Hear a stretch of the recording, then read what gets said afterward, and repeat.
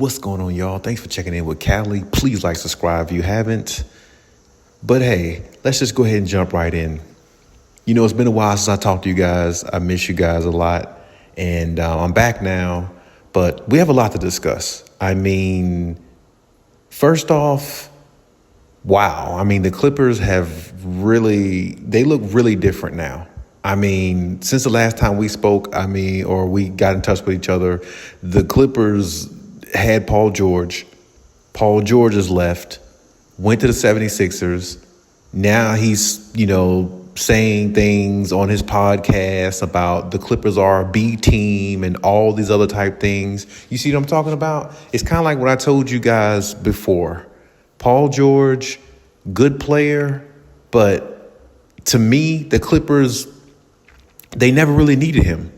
They never did. I mean, because he was a part of the team, he was there and he was running with the organization and everything. Him and Kawhi, it was him and Kawhi's era. Of course, they needed him while he was there. But honestly, if Kawhi Leonard would have went to the Clippers years ago and they kept SGA, they would have been just fine. Matter of fact, they might have been even better, honestly, because if you look at the way SGA is playing now and how good he is now, paired with a Kawhi Leonard, if Kawhi can stay healthy, which I know is a big if, so don't hold me to that. But if Kawhi was able to stay healthy, they probably would actually, at bare minimum, they would have did just as much as they did, with Paul George. Maybe went to a Western Conference Finals or something like that, and been competitive. At the least, they would have been. But at least they would have had a younger player in SGA that they can build the organization around and have some youth for their future when Kawhi retires and or like hypothetically if Kawhi, left the Clippers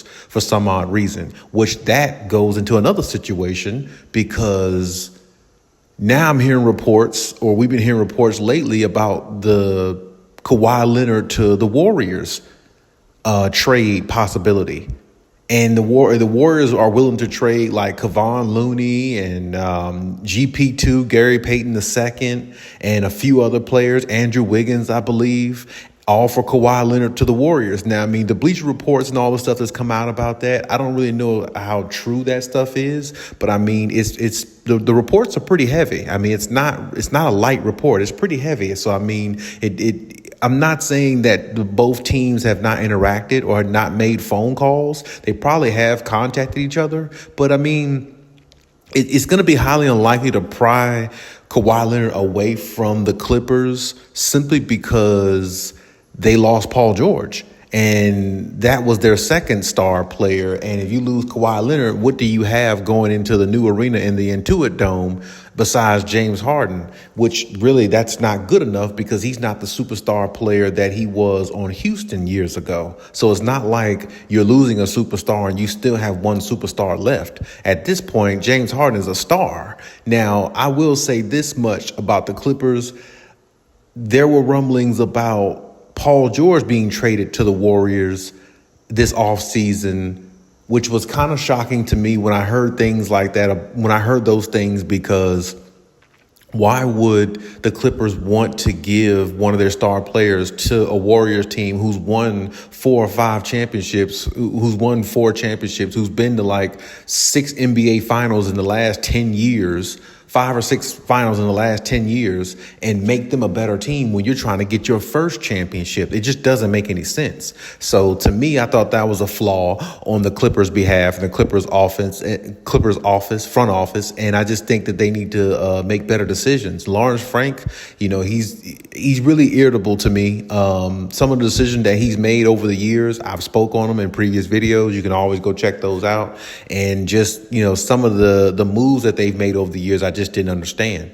And, I was reading a post here lately where Steve Ballmer was saying that personally he felt disgusted by the Clippers losing Paul George.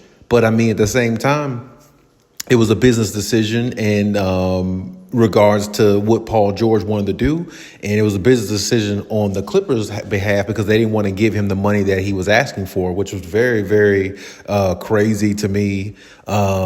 him just wanting a no trade clause. I mean, you're a fucking star. You're not a superstar. You're not like a Kawhi Leonard. You're not like a superstar like that. You don't need no trade clause and $150 million cash. You don't need that. Only thing you need is the cash, maybe $150 million, and just go out there and play. Because the way Paul George played this last playoffs when Kawhi was hurt again, I think that's the reason why the Clippers didn't want to offer him the money that he was looking for and the no trade clause, because they really don't think he's that valuable. I mean, he's valuable in regards to being a second or third star player or third player on a team. But as far as, carrying the weight of a team, he's just not that valuable. And, the reason why, of course, they went out and got James Harden and all of them is just in case Kawhi got hurt, they still would have other players on the team that can at least kind of sustain until Kawhi may get healthy again so they can make a playoff run. But the problem is Paul George isn't good enough to carry a team, even with Russell Westbrook and James Harden on the floor,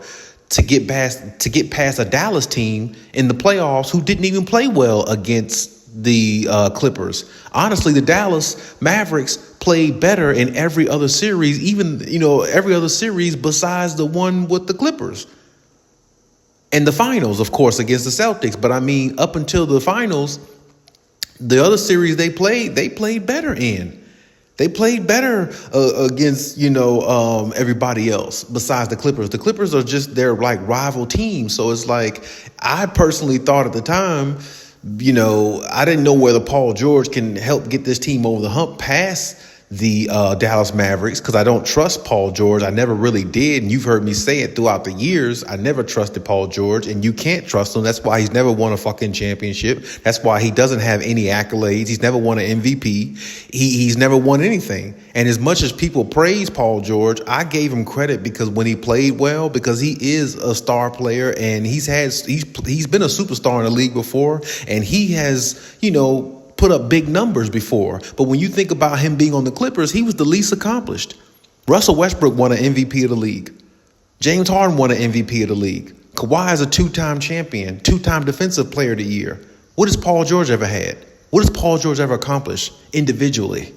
He's never accomplished any accolades on his own or championship-wise. I think he got a gold medal. I think that's the only thing he's got under his belt as a player in the league 10 plus years.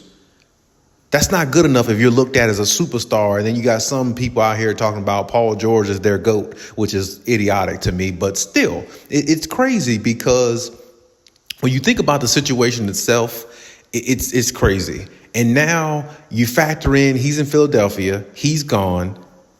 I personally think the Clippers could possibly be better without Paul George in regards to the distribution of the wealth of the basketball, because you still got James Harden, who plays.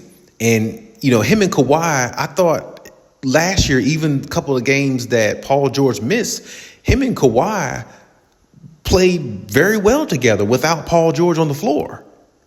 And of course, Russ was coming off the bench. And now Russ is on the Denver Nuggets. And, Russ is, where he wants to be, obviously. And, maybe that's a better situation for him. Good luck to him. But I mean, honestly, Russell Westbrook and Paul George, I would rather have them kept Russell Westbrook, honestly. But Paul George, I'm really not that, I'm not fretting over that much, because Paul George, like I said, he's just not, you can't rely on him. And these last year playoffs just showed it. Even though Kawhi went out, they still had James Harden. They still had Russell Westbrook. They still had Paul George. That's a good enough star, trio to beat a Dallas Mavericks team who didn't even play that well against the Clippers. I mean, honestly, I think Luka was struggling. I don't think Kyrie was playing that well from what I remember in the playoffs. They actually kind of eked their way by the Clippers, and then they started to turn it on as the rounds went on in the playoffs.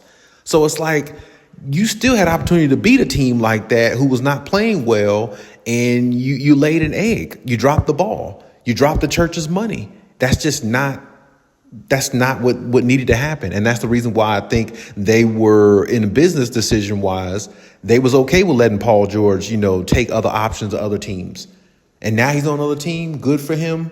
But hopefully the Clippers can, keep Kawhi Leonard. Hopefully he doesn't. Hopefully nobody from his camp comes out and say they want to be, they would like a trade possibly to the Warriors, because you never know. I mean, you just never know with Kawhi Leonard's camp, right? But if they can keep Kawhi and just, you got to hope he can stay healthy, and which is a big if, of course. But if he can stay healthy and maybe they kind of like manage him a little bit through the season, which honestly is not that difficult. I mean, you just have to pay some fines maybe. But I mean, look at what Toronto did. Look what the Spurs did. That's the way you use Kawhi Leonard. You let him play 55 to 60 games a season. Let him rest how he's supposed to, and he'll be ready for the playoffs. The Raptors did it. The Spurs did it. I mean, that's just the only way you're probably going to get the best out of Kawhi, and hope that he's ready for the playoffs. Now, maybe if you do that, he plays the first round, the second round, and get hurt again. But I mean, you got to kind of take that risk because you got $150 million invested in him. And he's still a great player. How he played last year in the regular season, he was one of the top players in the league. He was in the MVP conversation last year for a brief stint of last year's season when the Clippers won like 26 out of 31 games, which was overly impressive because of how good he was playing. And at the high level that he was playing, he looked like a top 3 player in the league for a while there. In a part of the season. You even had Kevin Durant saying in the All-Star game, Kawhi Leonard's playing the best basketball. The Clippers are the best team playing the best basketball right now in the league. So, I mean, it's like he still has elite status in his DNA. He's still an elite player. You just got to find a way to manage him to where you can coast during the season and get the best out of him in the playoffs. That's the only way it's going to work or possibly work. And I mean, like I said, you're hearing these reports about the Clippers and the Warriors and all these things in regards to the trade. I don't know. Like I said, I don't know how true that stuff is. But I mean, the reports are kind of heavy. I will give them that. I just don't know if the Clippers would be dumb enough to actually give away their only superstar left to go to a team that can make them potentially better. I mean, I don't really see the Clippers doing that, but I mean, Lawrence Frank, with him being in office, who knows? If you're a Clippers fan, if you're a fan of basketball, if you're just a fan in general of the sport of the NBA, you have to realize one of the biggest keys to any team's success, downfall, anything like that is their front office and their president in their front office. And the president in the Clippers front office, or who at least plays that role, is Lawrence Frank. And when I think about Lawrence Frank with the Brooklyn Nets and other teams he's been with throughout his years in the NBA, he has never been a good front office president, vice president, whatever they want to give him a title as. He's never been good at that. Never, ever. And he's showing it with the Clippers. He really is. And I just hope that, the Clippers find a way to keep Kawhi Leonard, if they really want at least an opportunity to be a team with some type of substance and some type of validity where they can go into the season and possibly be a team, maybe not really, maybe a team like a threat, to make a run possibly if they can stay healthy, because they added some good pieces. I like Derek Jones Jr. on the Clippers. I like that piece. And I love the fact they got back Nicholas Batum. That was really good that they got him back. He's got like maybe 1 or 2 good years left in him. And Derek Jones Jr. is, he can knock down a 3. He's a good perimeter defender. There still is some question about PJ Tucker. I don't know if they will want to keep PJ Tucker or not, even though it looks like the Clippers are trying to, sustain keeping him on the roster with the team. I just think that he might be a cancer in the locker room, or he has been a cancer in the locker room enough over this past year before the season ended, to where I don't know if he really can gel with the players like that, what I'm saying, by the rift that he caused throughout the season. So, I mean, maybe he's in a better spirit now, because maybe they can offer him more of a role now that, of course, Paul George is gone and they don't have no other second superstar coming through the door no time soon. Maybe they can offer him more of a role, at least to be a valuable piece, on the floor with the team, at least contribute, maybe, because that's what he wanted all the time anyway, this whole time anyway. So if that's what they're going to do, I mean, maybe he's in better spirits now. Who knows? If he's in better spirits, they actually might get a pretty, decent player out of him. He can still maybe knock down a 3 from the corner.